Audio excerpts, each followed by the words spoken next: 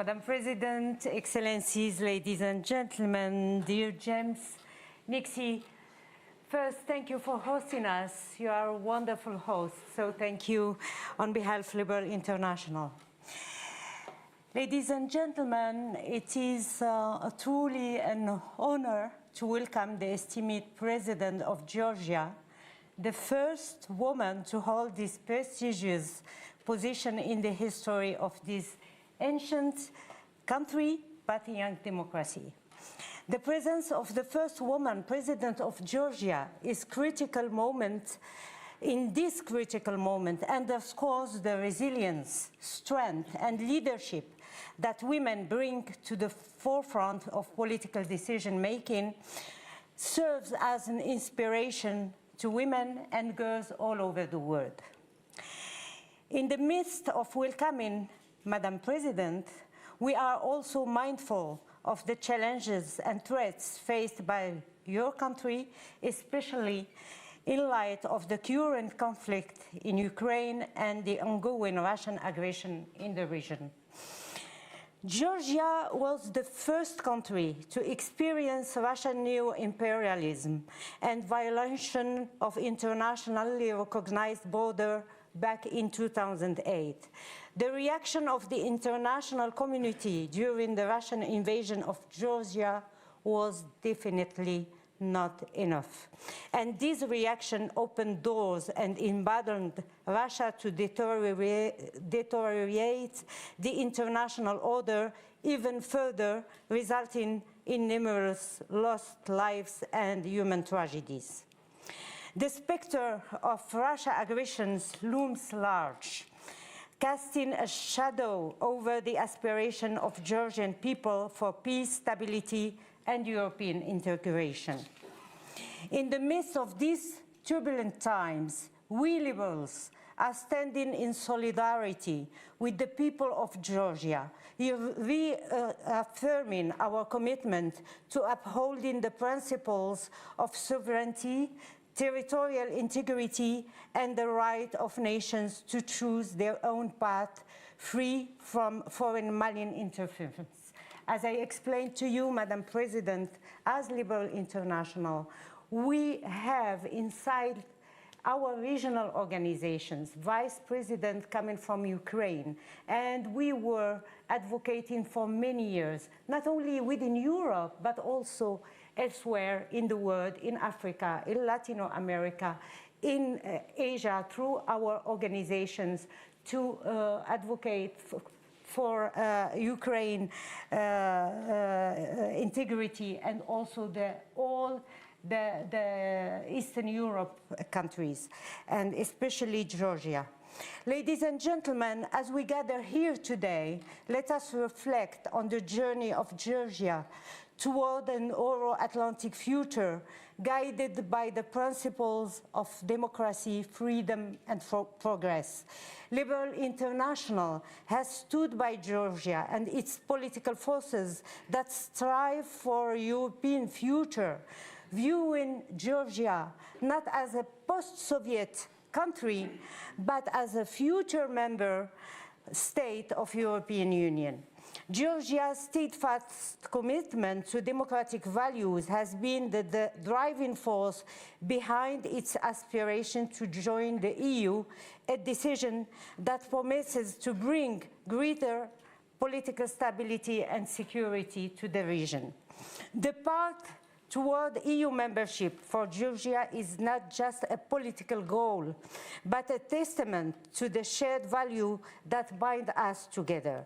By aligning with European standards and practices, by defending human rights and rooting democratic values, Georgia will not only enhance its development, but also strengthen the network of democratic allies in the Black Sea region.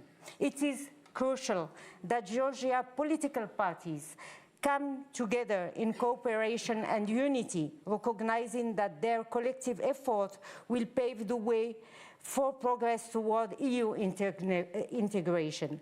The journey ahead may be challenging, but with a shared vision and a commitment to democratic principles, Georgia can overcome any obstacles on its path toward a brighter future. Let's reaffirm our support for Georgia's European aspiration and democratic forces in your country.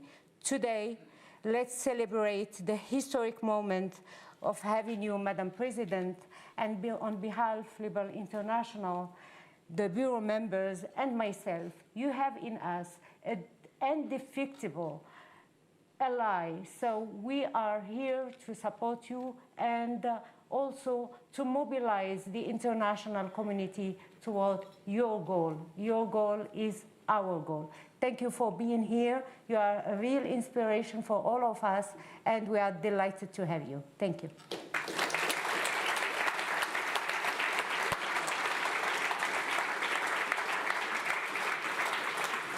Well, thank you very much indeed for doing my entire job for me, really. You should be here. But thank you seriously, Dr. El Hayate and Liberal International, for the latest and now infrequent but very, very fruitful partnerships. Madam President, it's not our first time here either. You were here in 2009, a round table. It was just prior to the Obama administration taking over, I think, in the United States. We called it, it was called the Georgian Challenge, the New Administration, Europe and Russia, so everything. We've called it today Georgia's European Opportunity, as Dr. El Hayate was saying.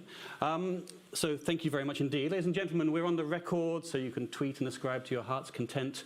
The President has said she will speak for approximately 10 to 15 minutes, so we'll have a reasonable amount of time. I'm sorry we're a little late for questions and discussion. Madam President, the floor is yours. Thank you.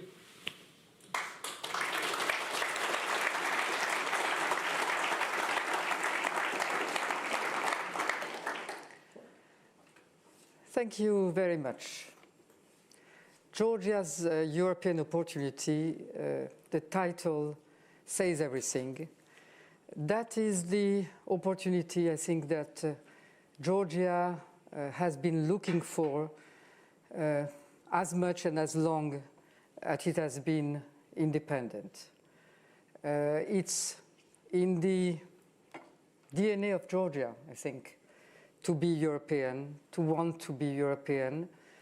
It is what was driving the Georgians that were preparing the Georgian independence of the 20th century. All the independence fathers that we had were all European-oriented. They might have been receiving instruction in Russian universities, but they were looking towards Europe, towards European models.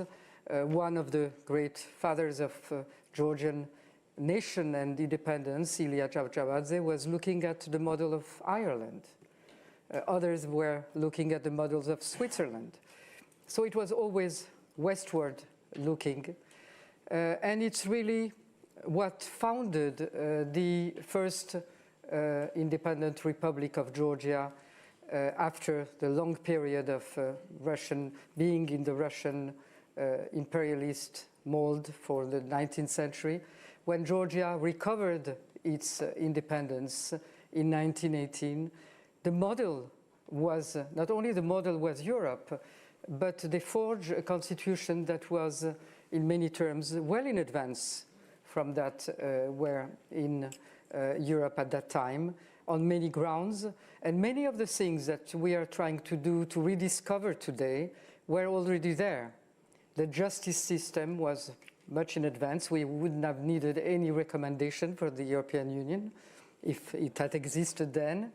There was a strong defense, and the whole constitution was aimed at the defense of human rights and of minorities, which was very important at that time. Of course, I will not repeat here what is, I think, known, that the women had the right to elect and to be elected, and that we had 5 women in the first assembly, out of which 1 Muslim woman. All of that is what disappeared when Russia in 1931, when the first invasion of Russia post the Russian imperial power walked into Georgia through the 11th Red Army. That was just yesterday. 25th February, where we commemorate this very tragic day, which was the fall of Tbilisi and the beginning of 70 years of the Soviet regime that changed many, many things, that had us forgot our past, our traditions, some of our principles, and obliged us, when we recovered independence in 1991, to reinvent everything in a way, because so much time had gone by, so many things had changed. The Georgian whole elite, cultural, intellectual, had been decimated.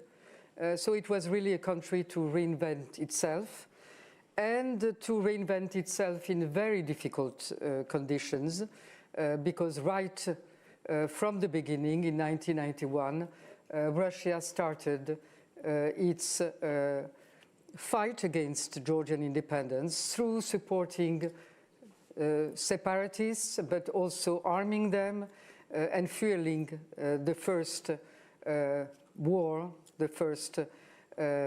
against the independent Georgia, which ended up in what was known in frozen conflicts that lasted forever almost, until in 2008, through the war, Russia transformed these frozen conflicts into purely occupied territories, where it opened military bases and where it is still today. So that was a very difficult path, but at the same time, an extraordinarily fast one, I would say, because when I came for the first time in Georgia as foreign minister, as first a French ambassador and then a foreign minister in 2003. And before coming to Georgia as a French ambassador, I toured many of the institutions in Paris and also some of the European institutions. And the answer was very clear. Georgia will never be part of the European neighborhood policy, because Georgia is somewhere too far, too much distant from what is Europe and European Union. That was 2003. We are 2024, and in 20 years, Georgia has passed all the steps from not being in the neighborhood policy to entering the neighborhood policy, to entering the association, has gotten the visa liberalization, the deep and whatever is the name, trade agreement, and has been moving steadily towards what we were granted at the end of last year. So 20 years after the time when we were somewhere else, the candidate status. And before that, we had gotten something that was not less important, that was a bit a disappointment for the Georgian population, but for someone like me that knew all the discussions that were happening before among the European partners, the European perspective of Georgia was something of a radical change, because for the first time, Europeans were saying, well, geography does not matter anymore. What is important is what are going to be the system, the institutions, and clearly recognizing that Georgia had a destiny to be or to come back into the European family. So European opportunity is something that really sounds as something very close to what Georgia has been moving towards all these years, and it's not finished. We are living this immense change that is symbolized by the status of candidate at a time of maximum challenges. And those challenges start not with us. I think that the main thing that, if I had one only message to deliver here, the one message would be that for Georgia to continue this path, for Georgia to really re-enter the European family as a full member, for all these walking towards this horizon to become reality and transform definitely a country, not as a post-Soviet, former Soviet, or whatever they like to call us still in some of the publications, but as a real European member. There is one immense challenge, which is Russia, and which is Russia today in Ukraine. Yes, we have known and we have the experience and we have a lot to say about what it means to be a neighbor of Russia and to have been invaded again and again under the different forms of Russia and its different regimes. But today the challenge is in Ukraine. There is no way to support Georgia, to help Georgia to continue on this path if the first is not to support Ukraine. And that is something that is a common endeavor of all the Europeans, of all the Western partners, of course, including and foremost the Americans. That's for everyone the main objective. Because if Russia does not recognize what it means to be one among the others, a nation in a community, in an international community, if it continues to think that it can expand whenever it will feel some weakness, or not even weakness, simply because it has to expand, because that's its deep, profound nature, then there will be no stability, there will be no peace. And it will be very difficult for countries like ours, like Moldova, like Ukraine, to continue on this path that is the path towards peace and stability and prosperity, but first and foremost, peace and security. So if Russia does not change, and the only way in which Russia is going to change is if Russia cannot win in Ukraine. And that, again, is the common responsibility. Of course, there are countries that can do much more. Georgia is probably one of the countries that can do the least because of the situation, because of the occupied territories, because of this proximity that is felt almost every day, that is felt on this delimitation line that is between us and the occupied territories, which tends to change almost every day, where people are taken hostages, where the lives of the people on both sides of this delimitation line are getting worse and worse. On our side, because this constant pressure is extremely psychologically difficult to live. And on the other side, because the population on the other side are denied of all the elementary rights. If they need medical support during COVID time, it was very visible. They come to Georgia in very difficult conditions because they are not always allowed to cross, or they don't know when they can cross. When they come for education, they come to Georgia. In the respective occupied territories, the language, the national identity language, cultural language, Abkhazian or Ossetian, is not defended in any way. Practically, it's not spoken anymore. It's Russian and Russification, what we have known in previous times for Georgia itself. Culture is not defended, and there has been the delivery of what was expected by those that were the separatist forces in those occupied territories, which was to reinforce their identity, their specificity, has not happened.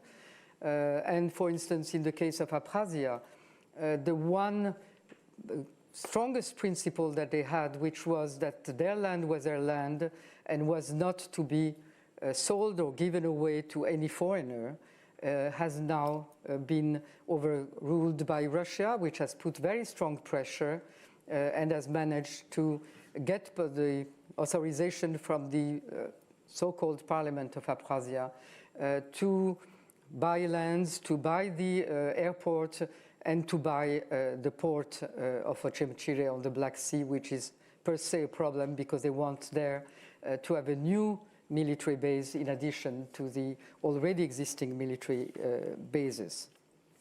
So Georgia's future is in Ukraine. Europe's future is in Ukraine. And Ukraine, that means Ukraine's victory. Ukraine is already victorious in many respects because Russia has not succeeded, and that's something that we should all understand also very well. Despite what the Russian propaganda can try to play on our public opinions, is that the aims, the war aims of President Putin have all been not fulfilled. The first aim was to dominate Ukraine in a matter of days, to see the president of Ukraine flee from Ukraine together with his government, to take up Kiev and to what they called denazify, which nobody knows what it means, because where are the Nazis today, one can ask. That didn't happen. Then they thought that their military weight was going to overcome the military resources of Ukraine very fast, in a matter of weeks or months, and they were making these deployments of tanks or these threats with transferring tactical nuclear weapons to Belarus. All of that is more of a psychological war led by an old agent of KGB, and there are no old agents, they remain, and that's what inspires. That's why President Putin had to change his military commanders day over, because nothing was ever fulfilled the way they had imagined that this war was going to go. Yes, they have not yet known what is a military pure defeat, and yes, Ukraine has not yet recovered its whole territory and its internationally recognized borders. But Ukraine has not lost anything. It has not lost the support of its own public opinion. 2 years of war in those conditions is extremely difficult and extremely destructive for the cohesion of a population, and Ukraine has resisted to that, despite there also Russian propaganda that is very active to try to generate some kinds of reactions. Ukraine receives the support of the European partners, very strong support after 2 years. There too, our public opinions, despite the attempts to try to also affect the public opinions of the different countries around Ukraine or in Europe, it's still a majority that supports this support of Ukraine, the military support, and remains in this disposition that solidarity has to overcome. European partners have not been divided between them, despite the efforts of some European, without an S, because those that were to be in that group finally managed to keep the right direction. And Europe has managed, after 2 years, to get together to allow this 50 billion package support to Ukraine. That is something that probably nobody would have said in advance, that 2 years after, still Europe would manage to keep the consensus to that level and to keep the magnitude of this support. Europeans and Americans have not been divided. That's also something that very strongly the Russians were trying to get. Of course, we don't know what will come in the months to come, what will be the elections result. But if we look at what happens in some countries in Europe, it's not enough to have a change of government and even some populist forces coming to power to see a change of direction of the foreign policy. Because I think everybody realizes today that it's a question that has become existential. Early on, when I was talking about Georgia, I was always saying that for us the issues are existential, have been existential since Georgia recovered independence once and recovered independence a second time. But today it's not only for us. We're on the same boat. It's existential for all of us. And that's the message that I think I want to share with the public opinion that is looking at Georgia, but also should be looking at themselves, at the impact that the Soviet propaganda is trying to have on the different public opinions while using all kinds of new methods, cyber attacks, financing some extremist groups, marginal groups, and having them portray some of the propaganda themes that are in favor in Russia, and by that trying to undermine the cohesion of Western societies, of European societies. But that doesn't work that well.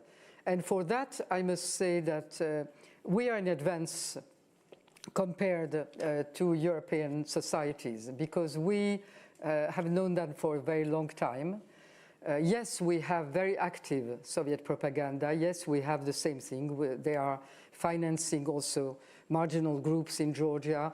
They are preparing for our next elections in October, and probably will see an activation of all these attempts. But the difference is that Georgia is very resilient. We have had the experience of 70 years of Soviet propaganda, and at that time the Georgian kitchens were very active, and they were all very politicized.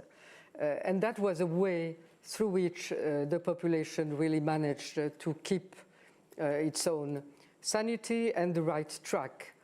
Same thing after this independence, with the occupation of our territories, with this constant pressure of every day having this line that is 40 kilometers from Tbilisi. Well, I've never heard anyone say that because the Russian tanks are so close to the capital city, we should be less vocal in wanting to join Europe or NATO, or we should be more something towards the Russian ambitions and aspirations.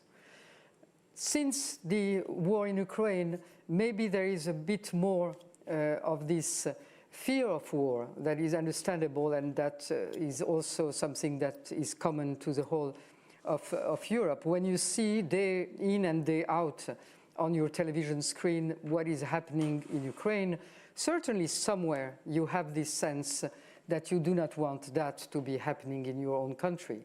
But the only way of that not happening in our own countries, and there I put Georgia already on the same standing as the other European states, is to be very lucid about Russia, to be uncompromising with Russia, not to be confrontational, that doesn't mean anything, but to be uncompromising, to know what are the principles that cannot be changed and that cannot be altered because there is the threat of Russia, because there is this constant pressure.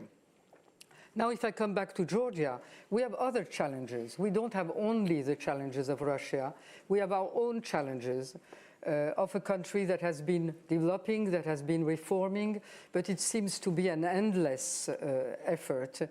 And as I said, we had some experiences before that where we could have gone back to, but too long was this period of the Soviet regime that really changed. First of all, it made us not believe anymore in the state and statehood. And that's probably the worst crime against the nation, when you have the societies and the people individually being doubtful towards the institution because they were aligned to them. They were not their institutions. So that's something that we are gradually rediscovering, and it's not finished, that we have to respect our institutions. They are no longer that of a foreign country. They are no longer that of an oppressor. They are ours, and they are ours to reform, they are ours to respect, they are ours to develop. And that's a process we are in, and I'm sure that we can do much more and much better, but that's the path we have to follow. Same thing with justice, the justice system. As I mentioned, the First Republic had a justice system, had lawyers that were well respected. And in fact, one of the lawyers that went to immigration was one of the lawyers that wrote the first European Federal Constitution project, Mushelishvili. So we were quite developed on that sense, but that we have lost also because in a totalitarian regime, in a Soviet regime, there is no place for real justice. And so we started doubting the judges and the justice system and the law system.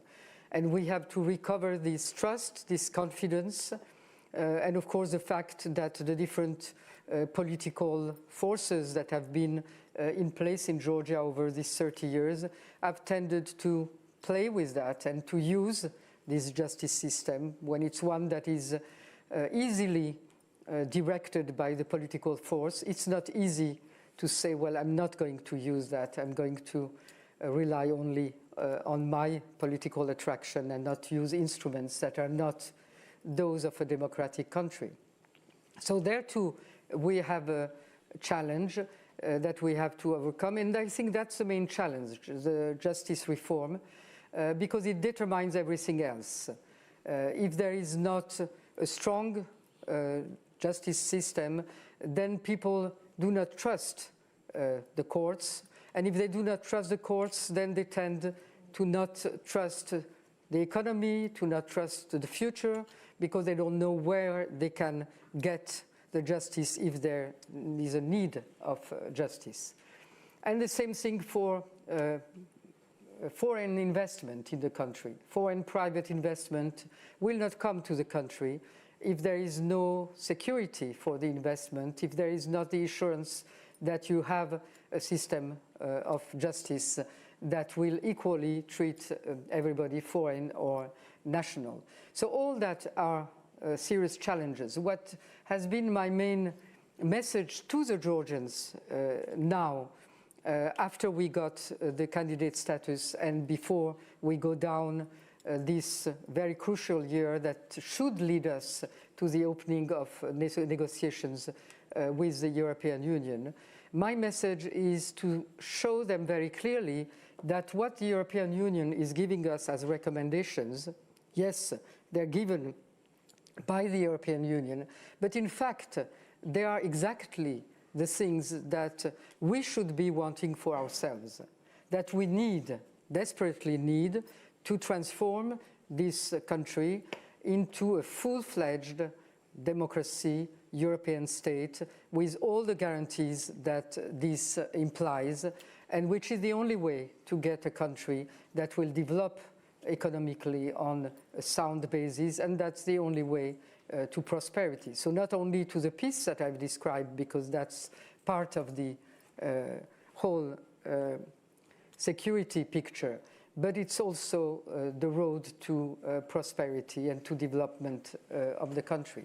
So this challenge, the latter challenge, is in our hands and in nobody's else. We have received all kinds of advice that we could receive, a lot of support in trying to develop these reforms, but they will not happen as long as we are not ourselves convinced that we're doing it for ourselves, not to please someone, not because it has been dictated by someone, even if we want very much to get into the European Union, but only if we and all the political forces get convinced that this is what we have to do for our own future, for our children to live in a country the way we have imagined it all the time for very, very many years.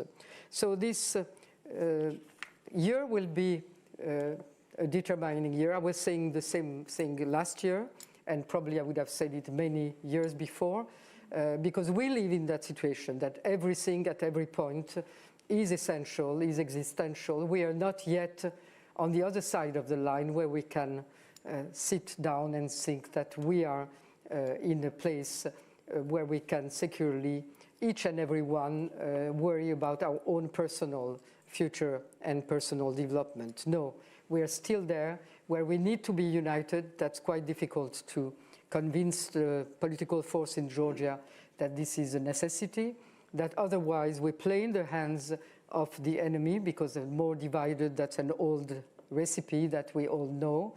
So we need unity. We don't need to be all the same. We don't need to share all the ideals or ideologies, but we need to be united on the main thing. That's why I'm trying to develop a platform of engagement, commitment of the political forces all over the spectrum on what we want to do in line with the recommendations, but how we want to implement these recommendations in order to get the best result by the end of the year.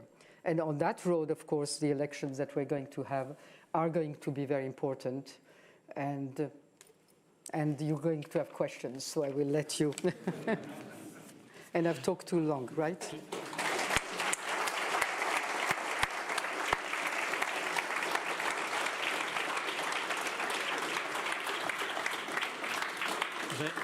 There's no such thing as talking too long when you're the head of state. When I'm chairing a round table, I can nudge and offer a red card, but it doesn't work like that when you've... So it's different to the last time we did this together, Madam President. There's, I am sure, a great deal of love for Georgia in this room. We seem to want... I suspect we want what you want, that is quite clear. But you're in Chatham House, so you can expect some tough questions from critical friends, perhaps. I have two, and then I'm going to open it out online and in the audience.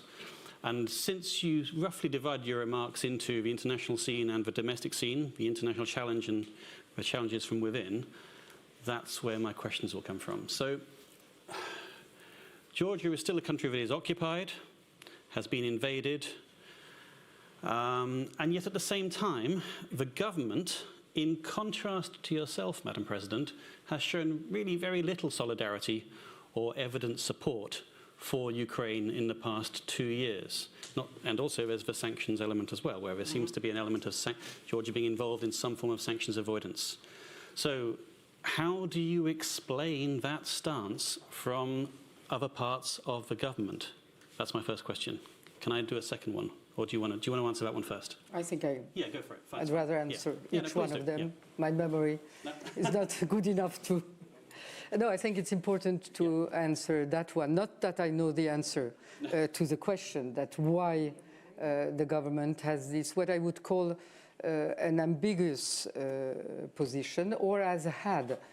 Because what I want to note, without necessarily being sure that this is going to last, but as long as it lasts, I have to note it and I have to support it, which is that since the decision of the European Union, and that's the miracle, I would say, of these type of decisions, it's that the rhetoric of the government has suddenly changed.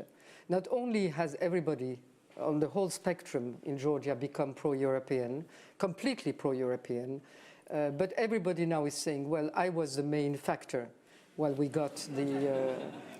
which is good. But pro-Ukrainian. Pro-Ukraine, I will come to Ukraine. That's one thing. The second thing is that since this decision and since the new change of government and prime minister, we see very strange things. Again, don't ask me to explain. I can I am asking. present what I'm seeing and the way I interpret it, but I'm not sure that I have the right explanation. We have a new prime minister. He was the one that rejected the Charles Michel document that had the most anti-Western propaganda or rhetoric, at least, over the past year and a half. And suddenly, as a new prime minister, he goes first to Brussels as a first visit, insisting that it's very important that Brussels be the first place to visit. He receives, one day after the other, European ambassadors to say how important it is that they are going to implement these 9 recommendations, receives the American ambassador to say that we need to deepen the relation with our strategic partner, the United States. So if that is the result of the European decision, I think we have to block on that change and push in that same direction. So very good that you are now in this very clear position. With Ukraine, the declarations are, we have always supported Ukraine. We have always been in solidarity. Now there is a request by Ukraine to bring some support in engineering or something, and it's in the process of being studied by the government. I cannot say what will be the outcome. But I think that it's a very good situation that we are going in that direction. I hope it will last. I'm not absolutely, I don't have the means to be sure that it lasts, but I think that we should be putting pressure so that it cannot change anymore. At the same time, I think that there has to be preparation among the wider political forces in Georgia to be ready in case the government does not implement fully or does not implement really all the 9 recommendations, to be saying to the public opinion, well, that is what we are going to do in very clear, concrete terms and with a very clear calendar, because that will be what the Georgian people will vote upon. And the last thing I want to say on this issue is that that might be the reason for the change of rhetoric, because the Georgian people, the way I've described this long path of Georgia, will never vote for a force, for a political force that will be in dissonance with its strong European will. And they see that now as a very clear perspective. Until now, it was a will, it was going in the right direction, visa liberalization was very important, but it looked like a very long path. Now, it looks like something that is at hand. That's what the people felt last year, and they saw now the candidate status. And this year, the elections will be Europe or not Europe. So everybody better come to terms with that. I don't think anybody doubts the will of the Georgian people. I suspect they doubt in the ability and the intentions and motivations of the government. So I guess my second question, which is, maybe it's the same answer, but Georgia is known for many things, mostly wonderful things, but its government is also known for endemic, oligarchic, informal power. So how do you square that with Georgia's EU aspirations and its democratic development more generally? The same thing. I mean, the informal power has also come to some changes, because the informal leader has come back into the open. Yeah. So that means that there is something that they have to react to. He has come to the open, being now the president, the formal president of the Georgian Dream Party, which means 2 things: responsibility, which was not the case when, and the necessity to give to the public opinion, to the voters, answers on the decisions that are taken.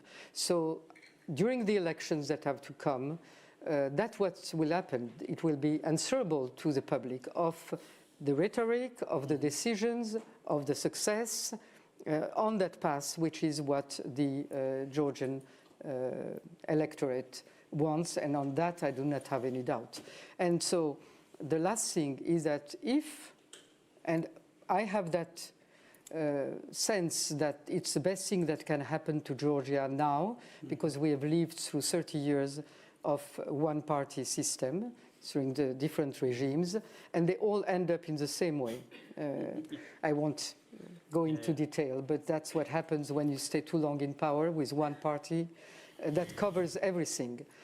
So the best thing that can happen, in a way, it's a Polish model, where nobody is ejected from power, but we have a coalition of forces that are clearly pro-European, and that means the end of oligarchy, because there will not be one power. There might be different oligarchs, sure, but not one vertical. And that's, in a way, also the answer to the polarization to some extent. Well, Madam President, you're in the right country to talk about governments possibly overstaying their welcome, but presumably a lot less European than yours, I have to say. Okay, I must open it out. I'm so sorry. We have 15, I'll run over a little bit, but 15 to 20 minutes of questions online in the audience. So I'll take a couple together.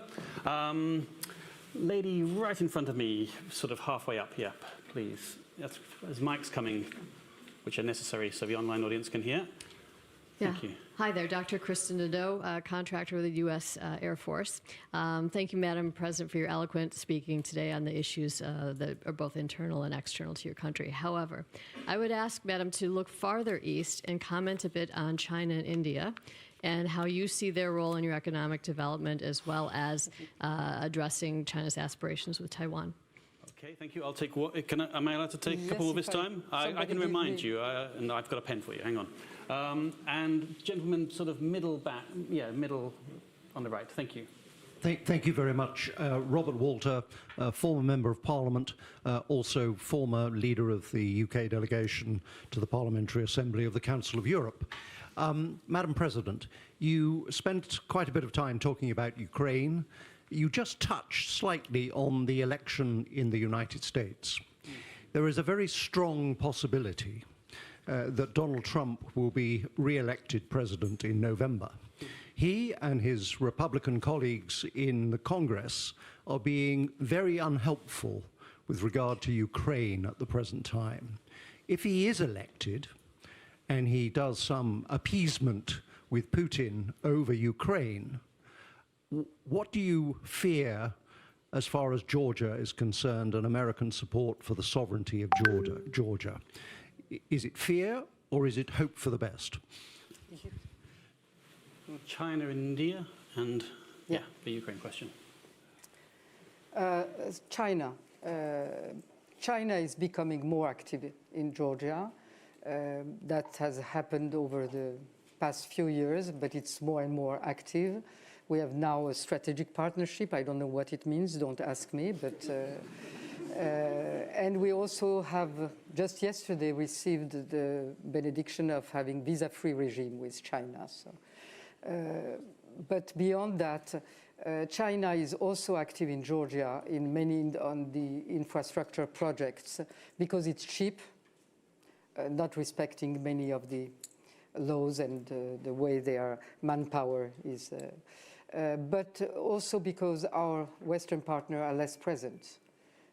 And probably we need more engagement from our Western partners in the big infrastructural projects.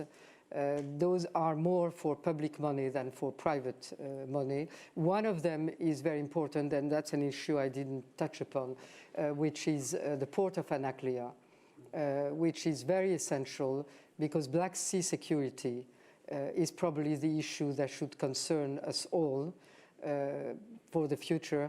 And Georgian coast on the Black Sea is very essential to Russia not having the exclusivity of the Black Sea cooperation or trade or whatever happens tomorrow on the Black Sea. And we all know that it has a lot of potential for the future, for the relations with Central Asia that is very also attracted to Europe.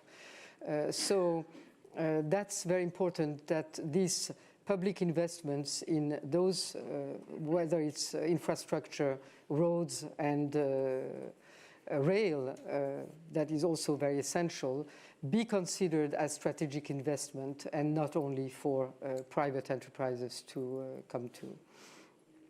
For Trump, first of all, I cannot and will not discuss the elections of another country, especially one that is another strategic partner, I think a major strategic partner for Georgia, and where until now we have been used, and I want to be confident that it will remain so, that it was a bipartisan issue, the support to Georgia. And I want to remain confident in the fact that Ukraine will remain a bipartisan issue also in America.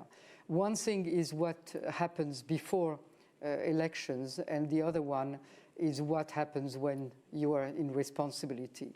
And I think that today, after everything we've seen, everything we look at, nobody can trust Putin. I can't help but remember, Madam President, that when you were last here, that Barack Obama was about to take power, and Georgia seemed to be the only country in the world which actually wanted John McCain to be president of the United States, and he's still a lot of love for him in that country, in your country now. I'll take a couple more. Max is sort of middle left, just here. Yeah, if you could, thank you. Good evening, Madam President. Thank you for your intervention, and it's great to see you touring the world and advocating for Georgia's cause. I think a lot of us here would know that Georgian government is not very fond of such activities and try to impeach you for this. I'm not sure whether the embassy is represented here. I've not seen anybody from the embassy. This is only half a joke.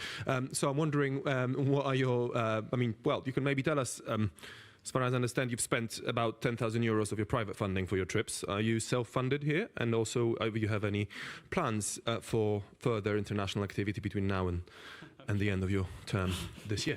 Thank you. Max is not a diplomat. Middle back, please. Yep. Thank you for taking my question. Gary O'Shea, friend of Georgia. You mentioned earlier on the 9 conditions which have been handed down by the European Union and stressed to you. One of those is to guarantee that in October there will be free, fair and competitive elections. Do you have any concerns that as long as the leader of the opposition, Mr. Saakashvili, remains in confinement, in imprisonment, that condition will not be met? And could you talk a little bit about what the legal remedies are available to you to resolve that and what thought you've given to them in recent times? Thank you. Please. So I'll start with the non-diplomatic question. Well, here I was invited, so I'm very glad, and thanks all for that. And yes, I will continue because I think that it's a very important year, and it's very important to have all possible contacts at this time for Georgia. And in fact, early on, before this ununderstandable competition, or I don't know how to call it, started, I had offered, when we were early in the year, to share between all the different responsible institutions the touring of all 27 capitals, because it's very important to have our arguments presented to all of them. Unfortunately, that was not taken as a possibility. So yes, Georgia is a small country and it needs as many voices as possible, and I'm one of those. For the question on the elections, the free and fair elections do not depend on where Saakashvili is going to be. He is not a political opponent in jail. He is not Navalny, to answer directly the question. He is a former president that had, during his presidency, many, I don't know how to call that. I mean, what we see now and what we have seen under different regimes, this tendency to authoritarian regimes, to violations of human rights in the prisons, all of that we have seen and we have lived under Saakashvili. So he's in jail for real reasons. That doesn't mean that the humanitarian perspective should not be protected, respected, and I've been very close monitoring whatever was happening to him in jail. The question of what can be done, and I agree with you that in reputational terms, it would be much better off if he were somewhere else. And that's a decision for the government, but there are different ways in which other countries have solved these issues. There is house arrest, there is extradition, because Ukraine has shown that it's ready to ask for extradition, although I'm not sure whether it has been done formally. So these possibilities exist. For myself, I have only one possibility, that I never comment when outside of the country, and I hardly comment within the country, because there are many other people waiting for possibility of pardoning. And if you start explaining or justifying, that is very unfair to other people. So I do not comment. It's a moral decision that I will take by myself and be only myself responsible for. And it's certainly not something that is in any way possible to affect by foreign pressure or by internal pressure. Fair enough. it does seem to me that everything's connected, though. Everything is connected, yes. Whether it's Russia or the EU or Mikhail Saakashvili's fate, then everything's bound up, one affecting the other. Let me extend the last gentleman's question and just ask a little bit more about the Russian, not me, it's actually Felix Light online, prospects for the opposition. I mean, this is going to be a different election. You're the last popularly elected president. So what about the prospects for the opposition in a country which has had difficulty in this respect? I mean, I give Georgia all the credit for having overturned, opposition parties have overturned incumbents at the ballot box. That's extraordinary in the region. Nonetheless, we are seeing democratic regression of some sort in some ways. So how can you, in some respects, help the opposition? What's your role in that? That's a role. I'm not going to be the leader of the opposition. No. That's what you're asking, because some people would like me to take this turn, and I don't think it would be a reasonable decision. What is the very interesting situation today in view of the elections is that we have a public opinion and electorate that really he's no longer supporting the regime in place with a vast majority. It is disappointed with the, normally so, I would say that if they are surprised, that's democracy. After 12 years, you have to lose the majority support. So there is no longer this majority support for them, neither for the return of the former regime for the reasons I've explained. Nobody wants the return of the national movement. And if there is one thing that maintains the Georgian dream stronger than it would be otherwise, it is the fear of the return of the national movement. But between those two, there is a vast part of the electorate, somewhere around 50%, that doesn't want either one. But is looking to see whether the opposition parties can have their act together. And so they need to be told that they have to put their act together, which doesn't mean necessarily that they have to unite in the form of one list or one party, because that's very unrealistic and not good for the future of multipartism. But they have to put their act together to know how they present to the public opinion something that looks like a victorious formula. And that's their job. My job is to tell them that they have to unite, not between themselves, but on a platform, on a European platform, and make those elections an election about Europe. And then things will be clear. Are you okay to take, as we started a little late, would you allow for 2 more questions? I think that's just about time. I'll take them right together. They happen to be sitting together. It's entirely coincidence. Michael Pugh and Tamara Dragadze in the front row here, please. Ladies first? Sure. Okay. I want to just the microphone. Yeah. Thank you. I want to ask you about the role of the Georgian church, because it has been seen by some to be assessed somehow to be Russian soft power, gaining more and more credence in the Georgian church. The patriarch is very old, and there is a lot of fear that when he passes away, and may that not happen quickly, there will be possibly a pro-Russian tendency in the Georgian church that does still have a lot of influence in Georgian society. I thought there already was, but okay. Michael. Thank you, Michael Pugh, Gamarjova, Madam President. I'd like to ask about the Russians in Georgia. We understand a lot of Russians have come into Georgia. I don't know where their loyalty lies, and I was wondering whether you could tell us a little bit about the relationship of Russians in Georgia to Georgians and Georgians to Russians in Georgia, and perhaps finish with some reflections as to whether this is an opportunity for Georgia. Right. Good questions to finish on. The church, it's a very complex situation that is very much the reason of it is the weakness of the patriarch today that has maintained the path of this church very firmly.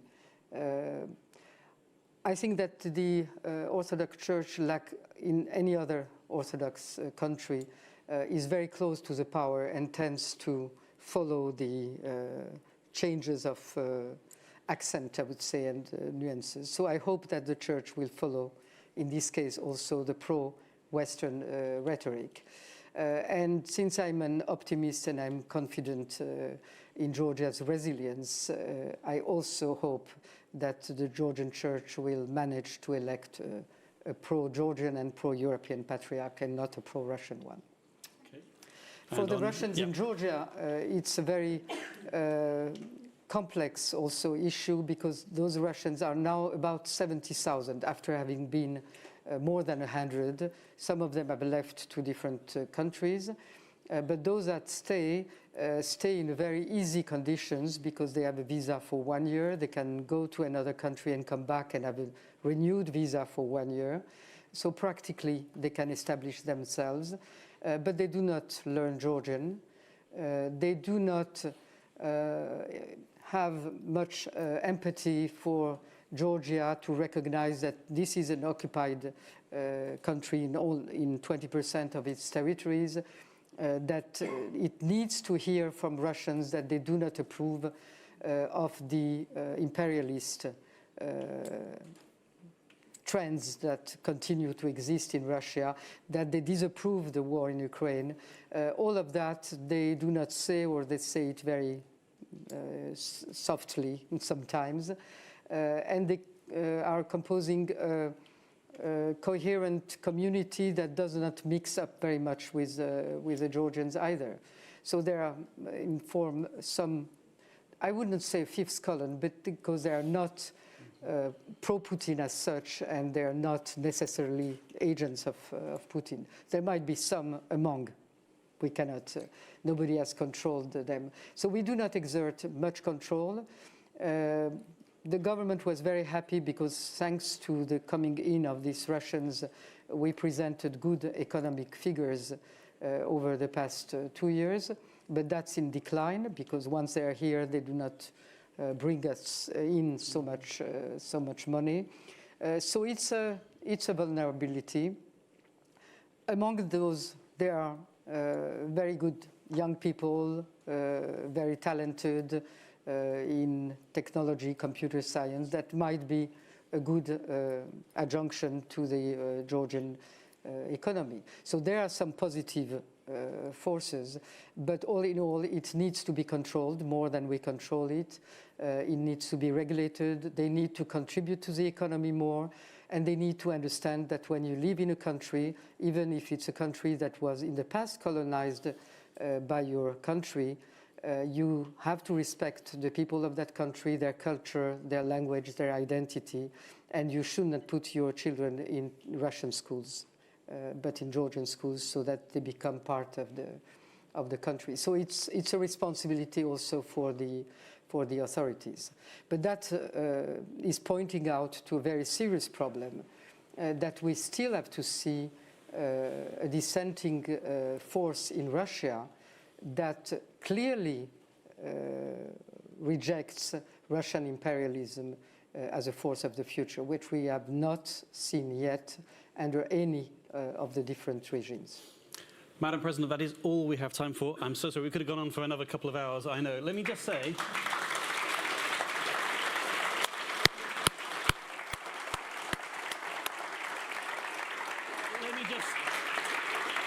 Let me just say in closing that I have tracked your career since you were France's ambassador to Georgia in the early 2000s. Une femme pour du pays was seminal reading for me when I was younger. You granted me a research interview, so I personally, but also on behalf of Chatham House, Liberal International, and the hundreds online and in this room, thank you very much. We do want what you want for Georgia so clearly, so we wish you all the very best for the future. And, so that has the last word is for me. Yep. So next time I come, it will not be Georgians' European opportunity, it will be Georgians' European reality.